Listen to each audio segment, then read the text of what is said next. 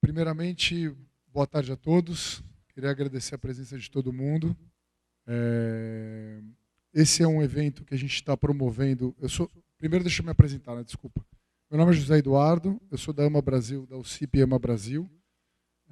O nosso intuito, a gente é proponente de um projeto via Lei Rouanet, da Secretaria de Cultura do Ministério da Cidadania, do restauro da Capela Santa Luzia, que fica no bairro da Bela Vista. Não sei se vocês conhecem. O nosso objetivo é promover uma série de oficinas, né? A gente já tem agendado aí 5 oficinas, que essa é a primeira delas. Os outras vão acontecer no dia 28 de março, 30 de abril, 31 de maio e 28 de junho, né? Então a gente está organizando isso junto com os arquitetos responsáveis pela obra de restauro da capela, Roberto Toffoli, o Toninho, que está dando essa consultoria, organizando todos esses eventos, principalmente ligados aos temas de zeladoria, né? Vocês devem conhecer ele aí, nosso precursor da zeladoria aí, dessa proposta. E eu queria agradecer aqui, primeiramente, a gente tem um representante aqui da Boulevard Matarazzo, que é a instituição responsável pelo grande empreendimento que está acontecendo lá na Bela Vista. Queria também agradecer aqui à Secretaria da Cultura do Ministério da Cidadania por esse projeto, o Governo do Estado, o Museu de Arte Sacra e ao nosso patrocinador hoje, que é a Atlas Schindler, né? Está patrocinando e dando fazendo com que a gente consiga viabilizar essa proposta. Então, obrigado a todos. Eu vou passar aqui agora para o Toninho, que vai fazer a oficina com vocês. Obrigado pela presença de todos. Boa tarde, tudo bom? Vamos conversar um pouquinho sobre essa zeladoria. Estou vendo aqui que já tem alguns colegas, já participaram aqui, né? Nós vamos falar um pouquinho novamente da zeladoria, mas tentar colocar um outro sentido, né? Então nós vamos contar um pouco sobre esse universo todo, né? De como é que faz essa relação de pertencimento, né? Da Igreja Santa Luzia, que é uma capela, né? Dentro do universo ali do Bexiga, que ela fica atrelada à igreja ali do Espírito Santo, e contar um pouco de todos esses temas, né? O que é esse universo da Capela Santa Luzia, um pouquinho sobre a questão patrimonial, a gente vai voltar a falar um pouquinho dessa relação do patrimônio, como é que as pessoas estão interagindo com o patrimônio hoje, né? E propor então para vocês aí durante o ano trabalhar essas relações todas aí com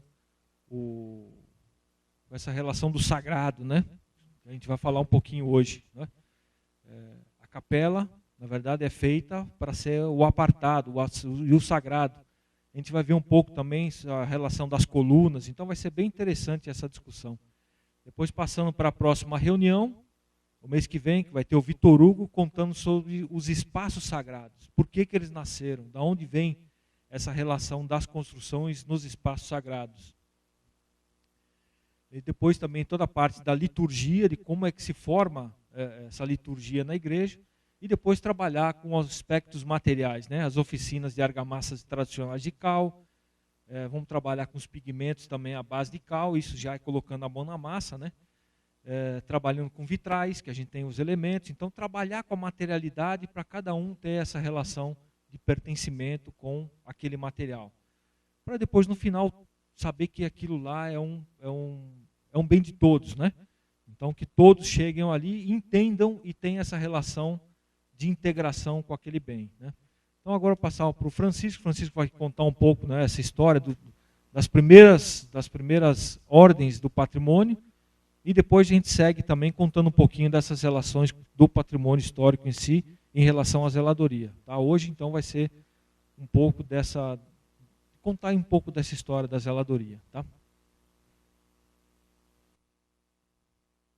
Turma, aqui está mais ou menos o cronograma do que o Toninho falou, né?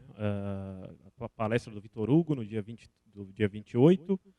Essa é uma aula que a gente vai focar um pouco nessa de como a própria construção dos templos ao longo da história da humanidade sempre foi também não só um ato arquitetônico, um ato edificatório, mas ele fazia parte um pouco da própria consagração do templo, né?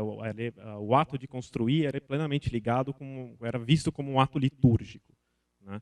Explorar um pouco isso, assim, não só dentro do templo católico, mas também de outras tradições religiosas, vai ser o foco um pouco dessa aula, né? Depois a gente vai fazer uma coisa já voltada, mais localizada para o contexto da Capela de Santa Luzia, né? A gente vai falar um pouco do papel das paróquias no povoamento da cidade, principalmente do surgimento da paróquia da Bela Vista, né? A função quase primordial que elas têm na organização do tecido urbano da cidade, né? E depois uma aula focada nessa questão do próprio hospital, do surgimento do hospital e do caso da sua capela, né? Que era uma capela muito especial, né? Não era uma capela paroquial, não era uma capela plenamente de internato, né? Mas era uma capela que cumpria as funções de hospital, e um hospital muito particular, no caso, que era um hospital fortemente vinculado com a presença de imigrantes, né? E depois disso a gente pretende organizar uma série de oficinas práticas, né, voltadas justamente para a gente aprender um pouco outras formas de valorizar esse tipo de patrimônio dentro dessa ótica que a gente vai apresentar hoje da zeladoria, né? Essas são, a gente também não ofereceu as datas ainda dessas oficinas por ser assim uma questão prática, né? Então a gente vai fechar as datas um pouco mais para frente, vai informar para vocês assim que possível, né? As oficinas que a gente propôs são essas, né? Uma de argamassas e pinturas à base de cal, de modelagens, de conservação de madeira e de vitrais, né? Então acho que a gente na segunda parte da aula a gente vai mostrar um pouco como funcionam essas oficinas, né? O Toninho vai falar, e aí vocês vão ter um pouco de ideia de como vai ser essa segunda parte do curso, né?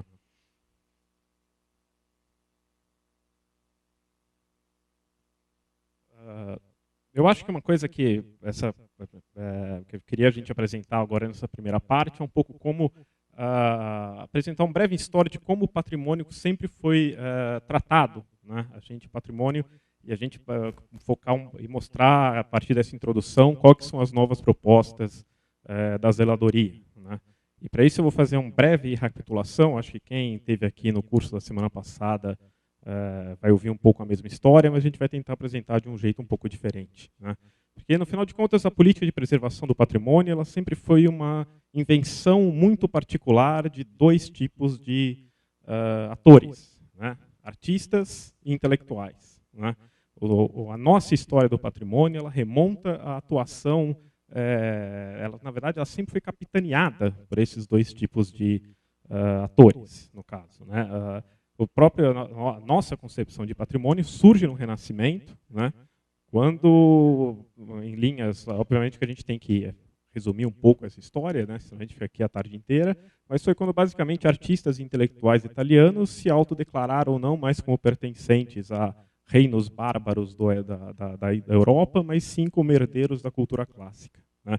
E a partir do resgate do legado artístico da cultura clássica, né? Das ruínas romanas, da literatura romana, da poesia em latim, né? Latina, que eles se reinventaram enquanto herdeiros dessa cultura clássica e fundaram a ideia de que o patrimônio nada mais é do que o resgate desse passado para o tempo deles, né? Isso foi uma coisa que, obviamente, que desde o século XVI a gente tem feito ao longo desses últimos 400 anos coisas parecidas. A gente cavoca o passado, a gente procura outras veias artísticas para que a gente possa se dizer herdeiro, dizer que a gente vai ser guardião desses valores artísticos e passar eles para frente, né?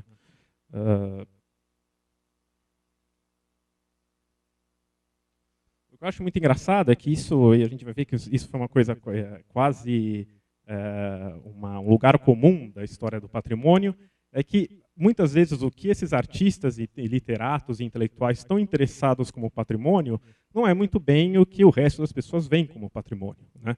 Um caso famoso, por exemplo, é o do poeta alemão, o Goethe, né, que escreveu Os Sofrimentos de Solvenwerter, né? Foi um dos mais intelectuais mais influentes do Ocidente no século XVIII. Né?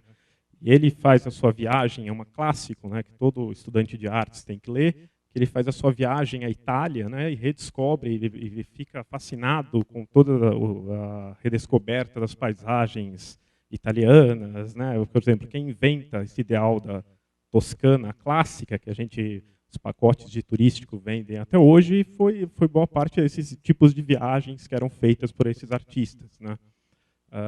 Por exemplo, você vai ver aquele filme Nossa Casa na Toscana, Uma Tarde na Toscana. Na verdade, eles só repetem em forma de filme, em um enredo um pouco romanticiado, essas viagens de iniciação artística que esses artistas faziam. Né? E um caso muito engraçado é que o Goethe, quando ele está percorrendo, né, ele está percorrendo esses pequenos vilarejos italianos, e a essa altura, no século XVIII, boa parte desses aldeões, desses camponeses, já estavam acostumados a ver de vez em quando vinha um maluco do norte com seu cavalheiresco procurando ruínas romanas. Né? Só que o Goethe, nessa época, ele também começa a se interessar pelos castelos medievais. Né? E ele vai numa vilarejo que não tinha nada de romano, não tinha nada de ruína clássica, mas tinha uma antiga fortaleza medieval. Né? E ele senta numa pedra, começa a pintar, fazer uma aquarela desse castelo, e em questão de meia hora, ele está preso e sendo interrogado porque ele é tomado como um espião alemão que está interessado que estava desenhando, documentando essa antiga fortaleza para uma possível invasão dos exércitos alemães. Né?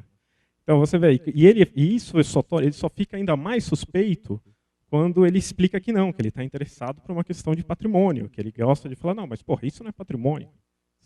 Isso é uma fortaleza. Se você estivesse atrás desses templos romanos, tudo bem, a gente acreditava em você. Mas então você vê, então ele só conseguiu ser libertado da cadeia depois que ele entra em contato com uma autoridade próxima e eles esclarecem o caso. Né?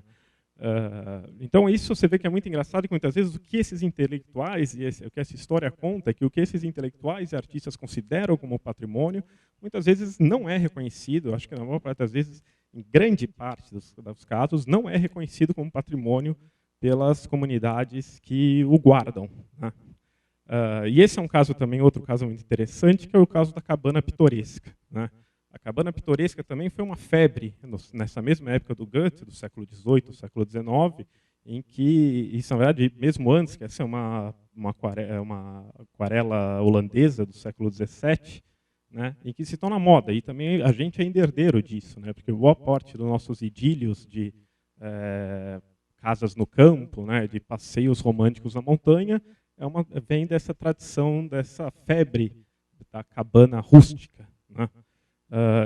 Isso, como falo, isso começa na Holanda no século XVII, e quando ela chega no século XIX, ela já é quase o caminho das pedras que todo artista iniciante tem que fazer. Né. Então esse é um quadro típico da pintura inglesa do século XIX, em que os artistas iniciantes tinham que ir nessas pequenas cabanas rurais que ainda existiam em grande número na Inglaterra, né, para fazer esse tipo de desenho do pitoresco. Né? Então você vê que o interesse deles é justamente essa ideia, por exemplo, da cabana rústica, né, as madeiras ainda toda pouco trabalhadas, né, sem caiação, a cozinha em plena suja, né? Essa coisa meio esse apelo do rústico, é isso que eles têm que documentar. Né?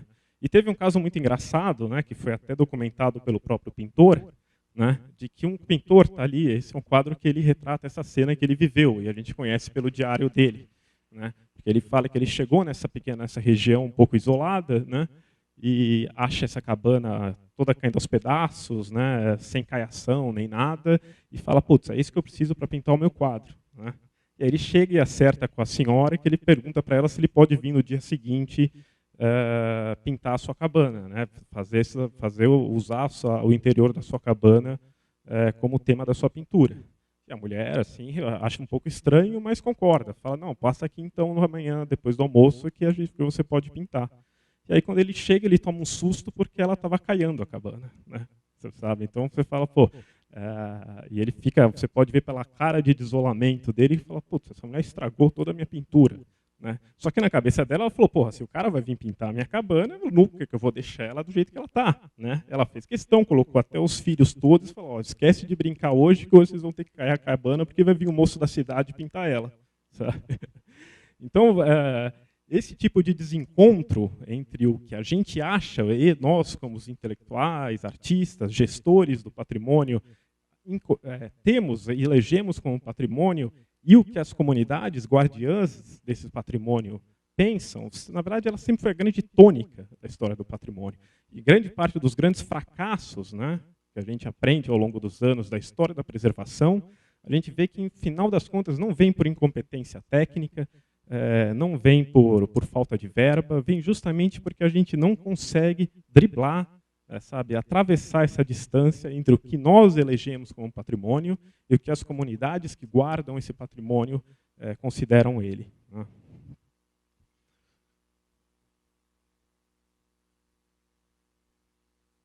Isso foi se tornando isso no caso brasileiro é bem interessante. A gente vê que isso, na verdade, essa foi a grande tônica, né, da história da preservação do Brasil. Né? A história da preservação do Brasil, ela começa com o IPHAN, quando o IPHAN, numa construção, assim, é uma construção que, poxa, quem trabalha com patrimônio aprende muito a gente aprende a gostar dela. É uma construção muito elegante, muito sofisticada, de dizer que a nossa arquitetura moderna, né, a gente tem que lembrar que o IPHAN foi fundado por intelectuais e artistas modernistas, né? E eles diziam que a nossa arquitetura moderna, a nossa arte modernista, é herdeira direta do barroco mineiro, do barroco colonial. Né? Isso, obviamente, é uma construção intelectual. Né? Isso é um discurso que foi feito na época para que o patrimônio fosse preservado, fosse possível preservar. Né? Se a gente chegasse nos anos 30, numa época que a única coisa que interessava no Brasil era urbanização, era construir estradas, era se industrializar, era dotar o país de infraestrutura. E a gente fala, olha, nós vamos preservar a caiação das paredes das capelas rústicas, né? Você não ia conseguir preservar nada. Né? Ouro Preto mesmo já teria sido derrubada e construído uma capital moderna. Né? Então, esse tipo de discurso é o único possível. Né? E eles fazem isso muito bem. Eles conseguem, eles conseguem não só convencer, mobilizar todos os esforços de uma política cultural, que a gente tem que lembrar que a política cultural mais longeva que existe nesse país são 80 anos ininterruptos, né, de programa de preservação do patrimônio. Não existe outra política cultural no país que consiga alcançar um número desses. Né? Então, por mais que a gente tenha que alargar os horizontes, a gente tem que fazer isso reconhecendo a pleno sucesso dessa política, né? Pleno sucesso desse discurso, o pleno sucesso desse programa. Né? E, na verdade, se a gente está tendo que lidar com ele hoje, né, as nossas próprias dificuldades em lidar com ele hoje, na verdade, são a prova de que ele foi bem sucedido. Né? E, na verdade, de contas, o patrimônio, no final das contas, nunca deixa de ser isso. Né? A gente tendo que lidar com as heranças que nós mesmos escolhemos. Né? Mas com essa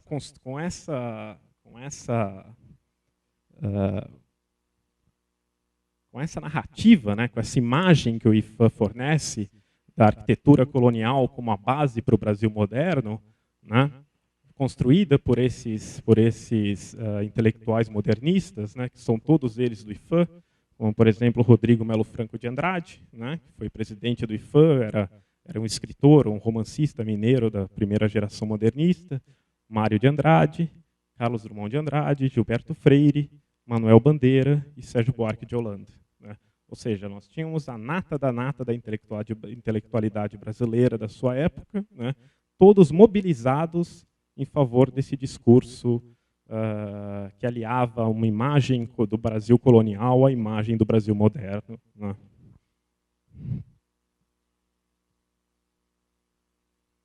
Esse é o tipo de intervenção, né, que fez a grande fama do IPHAN, né, por exemplo, o hotel do Oscar Niemeyer, em Ouro Preto, né, plenamente inserido dentro de uma paisagem colonial. Né.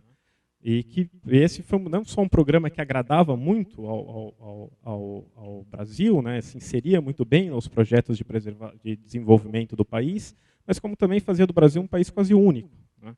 Porque se você for ver em qualquer outro país da Europa ou dos Estados Unidos, o patrimônio é uma coisa de pessoa rançosa, sabe, de pessoas antiquaristas, sabe, desses caras que têm uma visão um tanto nostálgica da história. E o Brasil, nesse caso, foi foi o primeiro país na sua época que pensou em aliar, fazer do patrimônio não um programa melancólico, né, alicerçado quase numa poética, de uma melancolia, de um tempo que se passou, mas como de um país em que o patrimônio serviria como a base para a sua modernização, né? Então, você vê, eu acho que em grande parte que a gente hoje consegue propor coisas tão inovadoras, inclusive como o patrimônio material, que também foi outra política que ganhou o mundo, na qual o Brasil teve um papel de protagonista, né? Boa parte das políticas reconhecidas pela Unesco hoje foram primeiro implementadas e pensadas aqui no IFAM, né? E se a gente consegue dar esses saltos tão grandes é porque a gente nunca viu o patrimônio como uma coisa de antiquário, né? A gente sempre viu o patrimônio como uma base fundamental para o nosso desenvolvimento. E se a gente hoje questiona esse tipo de intervenção modernista, né, é porque a gente também faz isso com uma certa tranquilidade de que a gente ainda, mesmo questionando esse tipo de proposta, a gente continua no caminho trilhado, aberto por eles, de fazer o patrimônio não uma porta sem saída melancólica, mas assim um caminho promissor para o nosso desenvolvimento. Mas, quer queira ou quer não, esse tipo de... Agora, vou parar de ser tão... pegar leve com o IFAM, mas assim, esse tipo de escolha pelo passado colonial fez com que ele elegesse ao longo dos seus primeiros 50 anos, elegesse um cânone de o que seria a arte e a arquitetura brasileira. E seria um cânone muito restrito, né?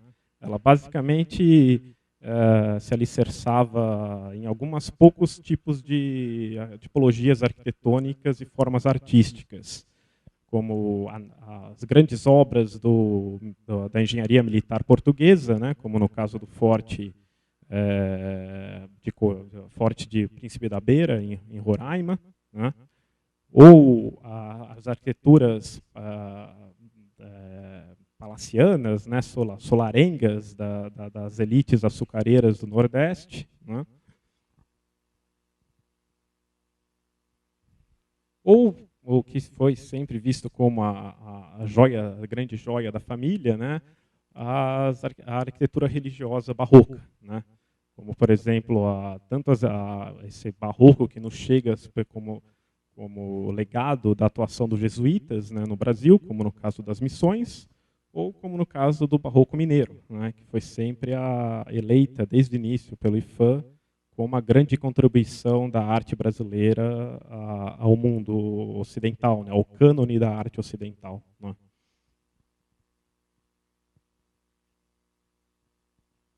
Eu acho que essa postura do IFAM, né, voltando um pouco naquilo que eu estava falando desse desencontro entre o que a gente considera patrimônio dentro dessa tradição desses 80 anos da atividade preservacionista do Brasil e o que essas comunidades que guardaram esses patrimônios pensam dele, né? Porque, no final das contas, a gente tem que pensar, porque o grande é quase um romance, uma visão romanesca, a gente achar que a gente vai descobrir uma cidade inteira perdida na selva ou uma capela isolada no mato, porque ela passou séculos esquecida, né? Isso, de novo, é uma visão muito típica a gente é herdeiro dessa visão, que é muito típica desses artistas literatos que faziam essas grandes viagens esperando encontrar mundos perdidos em pequenos vilarejos, né? Se esses patrimônios ficaram 400, 300 anos em pé, é porque eles foram sempre usados pelas comunidades que os guardavam, né? Então, quando a gente fala que eles eram os guardiões desses patrimônios, não é uma forma de embelezar, de dar uma elevada na moral deles. Não, pelo contrário, se você deixa, a gente vai ver isso acho que na segunda parte, e nas oficinas práticas, né, A nossa arquitetura ela é basicamente feita com materiais poucos nobres, né? A gente usa madeira e terra, né? Seja ela como tijolo, como taipa, como pau-a-pique. Você abandona qualquer dessas construções em um país tropical como o nosso, de chuvas intensas, né? Em que o solo, a dinâmica do solo é muito acentuada, né? Em 30 anos isso está soterrado ou já tomado pela vegetação. Então, se essas coisas duraram 300, 400 anos, é porque elas foram... mas eu achei ela abandonada, mas ela estava abandonada em questão de décadas, então ela ainda estava possível de ser resgatada, né? Ruínas mesmo, a gente vai ter as das missões, que aí a gente tem pedra, um aranito vermelho que resistiu, e só isso resistiu, todo o resto acabou, né? Todas as praças que existiam ao redor das missões, o telhado, tudo isso degradou e desapareceu em questão de décadas. Então, quando a gente fala que eles são os guardiões, a gente realmente fala que eles são os guardiões, né? E quando a gente chega muitas vezes com esse discurso do que a gente aprendeu de que era patrimônio nas nossas faculdades, nos nossos cursos de pós-graduação, e a gente quer impor esse sentido de patrimônios a eles, em 80% dos casos a gente vai ter problemas de conservação. Não por falta de verbas, não por problemas de projeto de restauro, mas sim por causa dessa quase zona de não comunicação que fica estabelecida desde o início, né? Eu acho o caso mais interessante que eu conheço, um caso próximo, né, que é fácil, inclusive, de vocês acharem referência, é o caso da Capela de Santo Alberto, né? A Capela de Santo Alberto, você vê, era uma pequena capelinha singela que existia na Serra do Itapetí, né, que fica uma questão de 50 quilômetros aqui de São Paulo, né? Ela faz a divisa entre Mogi e Guararema, né? E é uma área de ocupação muito antiga, né? A gente sabe que existem fazendas e capelas lá que remontam ao século XVII, ao começo do século XVII. A Santo Alberto é um caso deles. A gente sabe que tem documentação dessa capela, que ela já existia nesse local desde 1611. Né? Então, agora o que acontece? Ela foi uma capela que foi reconstruída ao menos 3 vezes desde o século XVII. Né? E a própria reconstrução dessa capela, a gente vai falar isso um pouco na terceira aula, sobre os ritos religiosos, reconstruir a capela é uma forma de comemorar a capela. Para essas pequenas comunidades, não existe nada mais consagrador de uma capela, de um espaço sagrado, do que a comunidade se reunir para construí-lo. Né?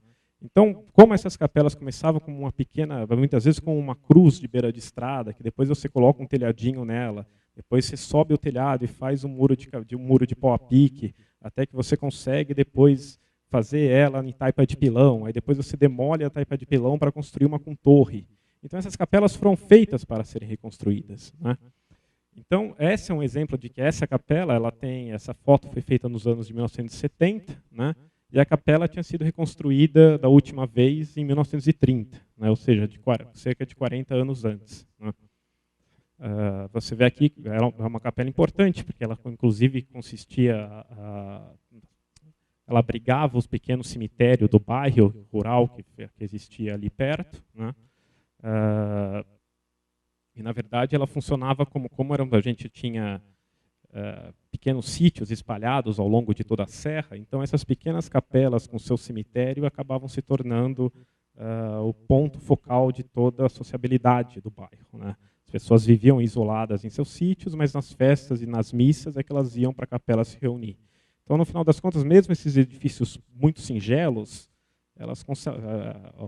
muito singelos do ponto de vista construtivo, elas guardavam esse significado de ser o ponto fulcral da identidade desse grupo de vizinhança. Né? Então, reconstruir essas capelas é quase como fazer um voto de renovação dos laços sociais existentes entre esses grupos. Por isso que eles reconstroem. Né? Reconstruir de tempos em tempos e reafirmar os votos de laços que ainda valem os laços mais básicos existentes entre aqueles vizinhos. Né? Isso é uma coisa que a gente demorou muito para perceber. Por quê? Porque quando a gente olhava para essas capelas, a gente estava interessado em ver os documentos mais antigos da ocupação colonial. Né? Uma capela de 1611 na Serra do Itapetí, né? Isso a gente em taipa de pilão, né? Vamos ver. Então isso a gente construiu em cima, ao longo da história da preservação, da qual o IFAM foi protagonista, né, na sua ideia de formar cânones artísticos. No caso de São Paulo, a gente elegeu a taipa de pilão como a arquitetura da taipa de pilão como o grande alicerce da nossa cultura arquitetônica, né? Se vocês forem qualquer curso de arquitetura ou de história, quando vai tratar de patrimônio em São Paulo, a primeira coisa que você tem que aprender é a taipa de pilão, porque você aprende desde a primeira aula que a taipa de pilão é a coisa mais paulista que você pode existir em termos de arquitetura, né? Então, a taipa, isso remete muito a essa São Paulo das bandeiras, quando toda a capital aqui era construída em taipa de pilão, né? Então, quando a gente vai para essas capelas, o que a gente quer encontrar é isso. Então, quando a gente encontra uma capela que é de taipa de pilão, mas dos anos 30, a gente não fica feliz, né? Então, o que aconteceu com a Capela de Santo Alberto, né? Ela foi alvo de... é verdade, a Capela de Santo Alberto ainda guardava isso, né? A única coisa que a gente sabia que era do século XVII de verdade era esse altar, né? Que é um altar um pouco meio um barroco caipira, assim, meio tosco, mas que estava lá, né? Você vê as colunas com as parreiras e as cachos de uva, né? Você vê as ordens arquitetônicas aqui, meio estilizadas, meio singelas demais, mas você vê que, ou seja, era um documento artístico impressionante. Parte dela ainda está preservada no Museu de Arte Sacra de Mogi das Cruzes, né, com algumas peças faltantes, mas está lá, né? Mas quando a capela sofreu essa intervenção nos anos 90, o altar já tinha sido desmontado, elevado, ela estava pelada lá, né? Mas acontece que um grupo de arqueólogos e arquitetos começaram a pesquisar e fizeram uma sondagem por radar e descobriram que ao redor dessa pequena capela que ali existia, né, existiam os alicerces de uma capela maior, que existiu, né? E como a capela tinha sido reconstruída ao menos 3 vezes, eles identificaram essas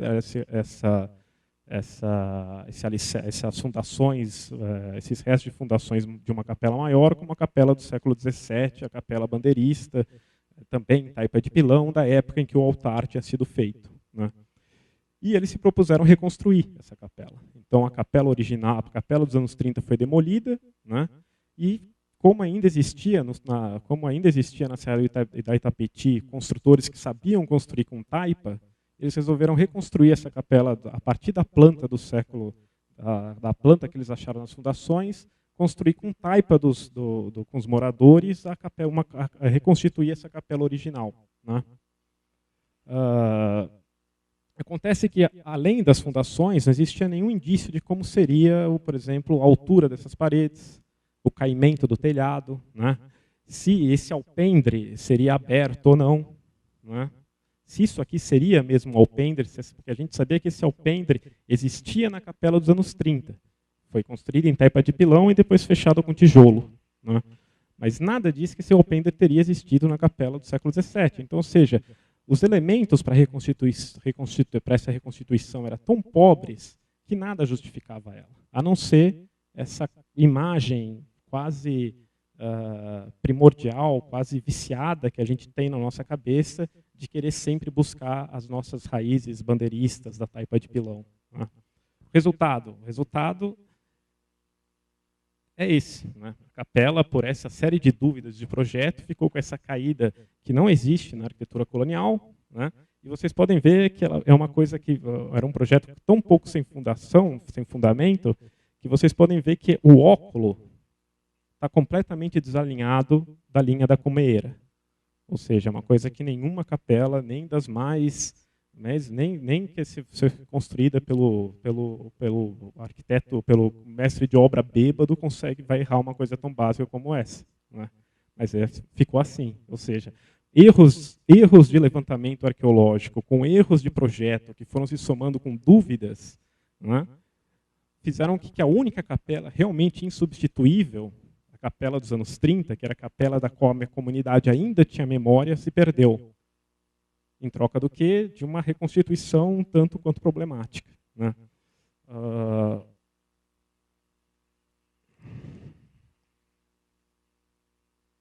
Então isso eu acho que agora por que eu estou mostrando isso? Né? Porque a gente passou por muito tempo, a gente pôde se dar o luxo de perder esse tipo de coisa. Durante muito tempo a gente pôde se dar o luxo de cometer esses erros. Né? Em grande parte porque a gente tinha verba para isso. Né?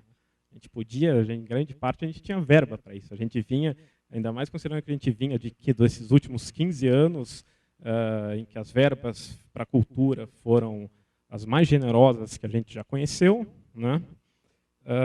E nesse quadro de enxugamento de recursos, nesse quadro que o próprio Ministério da Cultura já não existe como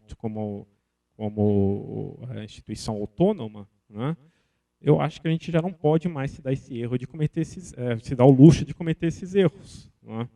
E eu acho que a proposta da zeladoria, né, na verdade, é justamente essa, de mostrar que a gente não precisa, né, porque, de novo, boa parte desses erros não é erro de projeto, não é problema de verba, é coisa da gente não conseguir nunca eliminar essa distância que existe entre a nossa ideia de patrimônio e o que essas pessoas consideram como patrimônio. Né?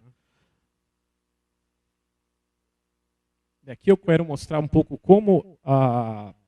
só mostrar um pouco um quadro de como essas verbas foram escasseando. Né? Esse é o Fundo Nacional de Cultura, a gente vê nesses anos, os anos de bonança econômica, quanto eles chegavam e como ele estava em 2016. Né? Do mesmo modo, assim, as nossas dificuldades com a Lei Rouanet, né, que a gente tinha um grande problema entre o valor aprovado e o que a gente conseguia captar para obras. Né? Esse problema, de novo, ainda mais do andamento das ações que a gente conseguia, né, com os problemas de andamento das ações selecionadas pelo PAC, na verdade, isso é a questão do PAC, né, de boa parte desse, você conseguia aprovar, conseguia captar, mas por problemas de lei de licitação você não conseguia executar a obra. Né? E de novo, voltando aqui ao que eu falei desse problema da distância existente, é justamente porque grande parte dessas verbas para a cultura rolam a nível federal, né? Elas vêm do nível federal. Mas o grande problema de hoje é que a maior parte dos bens tombados não estão no nível federal. Eles estão no nível estadual, né? A gente só tem 2 estados que não têm programas estaduais de preservação do patrimônio. E, no caso de São Paulo, aqui a gente também tem esse dado, né, de como a verba de patrimônio ela também não se compara a outros setores da cultura. Né? E como a gente tem a aplicação dessas verbas, quem exerce elas geralmente é a prefeitura. Embora as verbas são federais, elas vêm sempre quem aplica essas verbas são a prefeitura. Então, ou seja, a gente tem esse grande descompasso entre a origem das verbas e a sua aplicação. A gente tem um grande descompasso entre quem emana as verbas e quem tem que gerir. Né? Ou seja, então, de novo, isso só aumenta ainda mais a distância entre comunidades e gestores. Né? Então, grande parte da nossa proposta de zeladoria, que o Toninho vai apresentar agora, vem um pouco nesse sentido, de como a gente faz para encurtar essa distância. Né? Porque tanto esse caso, como eu falei, é uma distância que é constituidora da nossa área. Porque desde aquele caso dos pintores românticos, como dos arqueólogos e arquitetos da Capela de Santo Alberto, o que falhou desde o início foi conseguir perceber que, na verdade, o patrimônio não está na nossa ideia do que nós, enquanto gestores, temos dele, mas do que as comunidades que zelam por ele têm. Né? Então, agora, com isso, eu vou passar a palavra para o Toninho. Obrigado.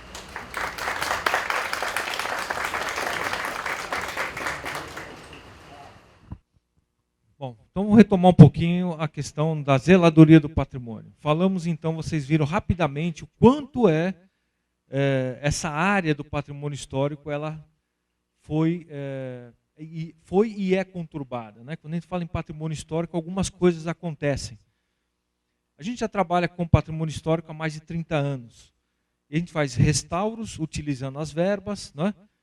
Só que acontece alguma coisa que depois de 5 anos ou 10 anos, a coisa está numa mesma situação do que quando foi encontrada. Né? Então a gente gasta aí alguns milhões, restaura um prédio, depois de 5 anos ou no máximo 10 anos, ele volta a ficar na mesma situação. E foi aqui no Museu de Arte Sacra que nasceu então esse conceito de zeladoria. que seria isso? Nós, como conservadores e restauradores, né, estamos questionando a legalização da profissão. Não somos legalizados ainda, mas como vocês puderam perceber, a introdução, né, de uma informação, você pode mudar todo o resultado, interferir no processo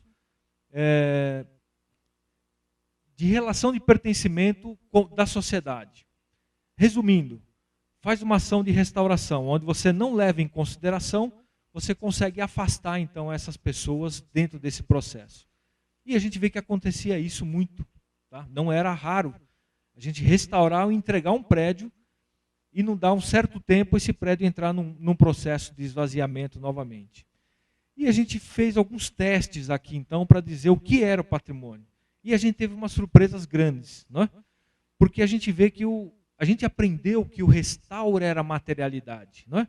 O patrimônio histórico vai se preocupar muito com o material. Então a gente tem que saber qual é aquele material, tem que ir lá estudar esse material, né? E a gente percebeu aqui alguma coisa interessante. Que patrimônio histórico é muito mais do que essa relação do material. O material ele vai servir como elemento, não é, de estudo, mas o que segura, o que vai ter essa relação de patrimônio histórico é a relação de afeição. Não é? A gente pode até então hoje falar que patrimônio histórico é amor. Amor às coisas. Não existe patrimônio histórico sem a relação de afetividade. E dentro desse trabalho a gente foi buscar também o que era essa relação, né, dos órgãos de preservação, a sua estrutura, né? E a gente percebeu que realmente essa estrutura, a estrutura dorsal do patrimônio histórico, eram os órgãos de preservação. Sem eles não teria essa área toda. Agora, o que justifica a relação do patrimônio histórico? Nós vamos buscar algumas cartas, né, de Mário de Andrade com Rodrigo Melo Franco. Porque vamos tombar essas cidades. Estamos tombando pelos amores das pessoas. Então a gente começa a mudar um pouco essa relação. Se nós, conservadores e restauradores, trabalhamos com a matéria, quem é que vai zelar? Quem é que vai cuidar desse prédio com zelo, amor e afeição? E foi aí então que a gente começa a trabalhar com esse outro viés, né? Não só restaurando a sua materialidade, mas indo buscar o que é que representa aquele estado do tombamento. Outro questionamento, o que é o tombamento? Não é? A estrutura do tombamento. Então, se a gente tem espinha dorsal, que é o próprio órgão de preservação, a gente tem os nervos que fazem essa estrutura andar. E uma delas é o tombamento. O tombamento o que é? É um ato administrativo do reconhecimento da sociedade em determinado bem. Onde é que está a sociedade quando a gente fala no resgate? Não é? Onde é que está essa relação das pessoas quando a gente fala em patrimônio histórico?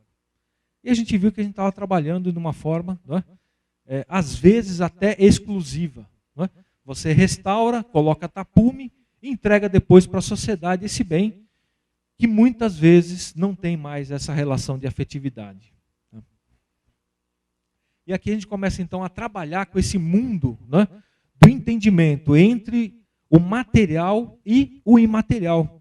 Que é assim hoje a estrutura. Né? Então a gente tem estrutura, toda uma estrutura para falar sobre as questões materiais e toda uma relação do imaterial, não é? Que é aquele que é o intangível, que você não consegue mexer, mas tem os seus valores. E a gente viu que isso é uma coisa só. Não é? Você consegue trabalhar essa relação, não precisa ter essas divisões. E aqui algumas experiências interessantes. Não é? Dentro do Museu de Arte Sacra, a gente fez um curso aí desse de zeladoria, trazendo os meninos da região ali do Glicério, para eles entenderem o que seria esse mundo, não é, do Mosteiro da Luz. E a gente ficou surpreendido com o resultado. Né? Essa integração, essa relação de afetividade. Uma das coisas, a gente percebeu que eles não tinham essa relação de afetividade porque ele nunca foi falado, né, que o patrimônio histórico é nosso. Então o patrimônio histórico é do Estado, é da federação, não é? Ou é do proprietário, mas nunca ninguém falou que essa relação é muito próxima e que ele só vive com esse nosso amor a esse patrimônio. E foi muito bacana quando esses meninos, né, descobriram a potência que é o patrimônio histórico. Não só o Museu de Arte Sacra, a gente foi até a sinagoga, né? A gente foi ver o que é que estava representando para eles dessa relação de afetividade mesmo com o patrimônio histórico. Então, patrimônio histórico, ação do tombamento, a gente percebeu que é um ato administrativo do reconhecimento da sociedade, não é? A gente percebeu que faltava essa relação do afeto mesmo, que as pessoas não tinham mais essa relação de afetividade. E a gente foi ver também que patrimônio, o que é? É que passa de geração a geração. Se não passar essa questão dos saberes e fazeres, do entendimento, da relação de afetividade, vai se perder muito em breve, não é? Essa essência do que foi o tombamento, daquelas coisas, ou das matérias, ou das igrejas, ou dos fortes. E a gente ficou preocupado porque a gente viu que nós estamos hoje perdendo isso e numa velocidade muito grande.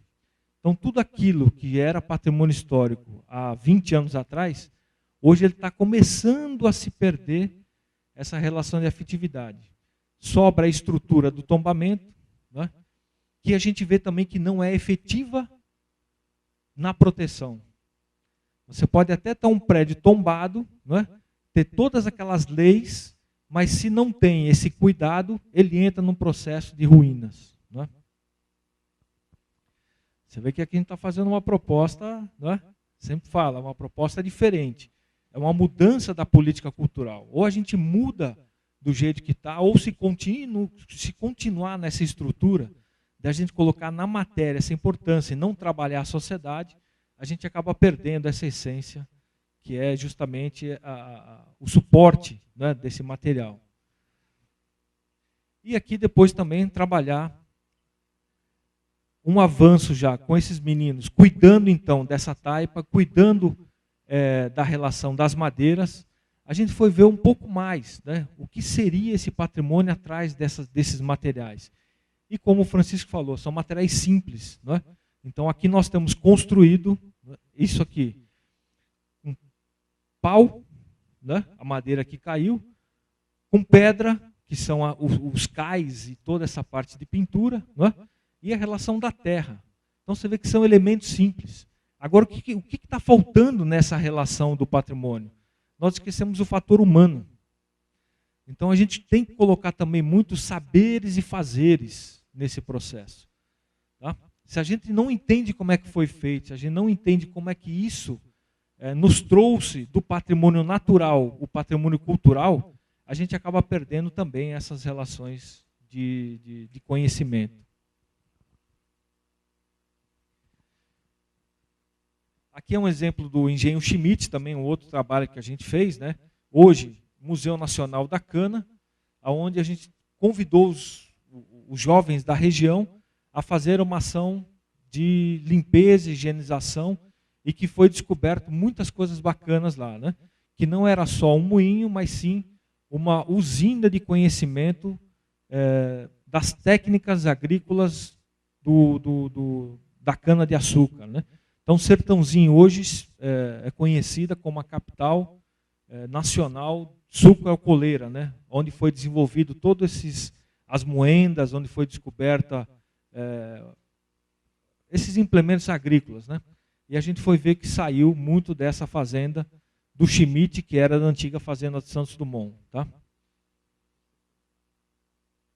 Então, a zeladoria ela vê muito mais, né, do que a materialidade, trabalhar e preservar essas linguagens, costumes, artes e ofícios, saberes.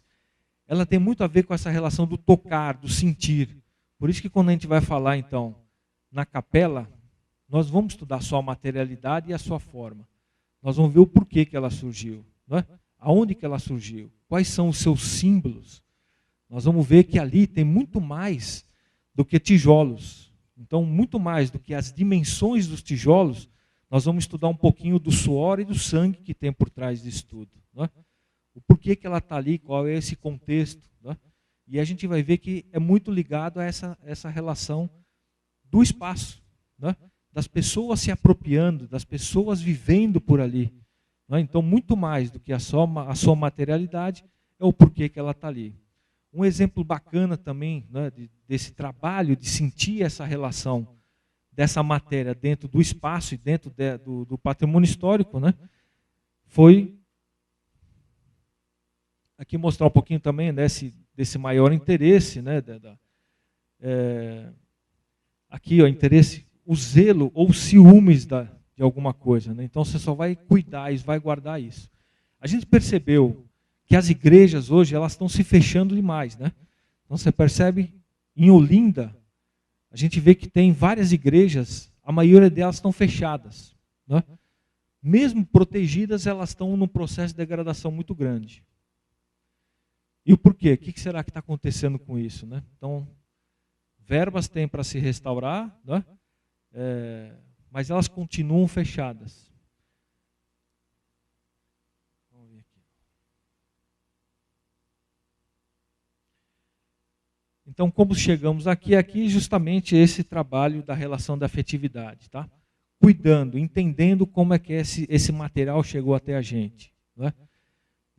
Quais são essas marcas que estão aí? Uma das coisas interessantes é como é que cuida, quem é que cuida desse material. Nós, conservadores e restauradores, estamos acostumados a fazer intervenções, né, daquilo que precisa complementar uma informação que perdeu. A maioria das igrejas que estão se fechando não perdeu nada, está íntegra, né? Então a gente vai ver que por trás daquilo tudo não necessitaria uma ação de intervenção de restauro, ou uma mudança do seu partido, né? E quem está cuidando hoje dessa relação, né? Quem é que está cuidando com zelo? Antigamente as igrejas estavam abertas, né? Tinha os fiéis cuidando desses símbolos, né? Nós vamos ver também o que são esses símbolos. No caso da Capela Santa Luzia, todos eles foram preservados, catalogados, entendidos. E hoje nós vamos colocar também todo esse potencial junto para ser estudado, né? O símbolo ali da vela, do batismo, né? Então é muito interessante fazer essa relação para você acabar não perdendo essa relação da afetividade. Estou falando muito assim, mas vocês vão entender um pouquinho agora o que a gente pode tirar dessa relação do patrimônio histórico. A gente vai falar um pouco de conhecimento, pertencimento e empoderamento. Tá? Conhecimento. Você tem que conhecer esses materiais. Tá? Você vai resgatar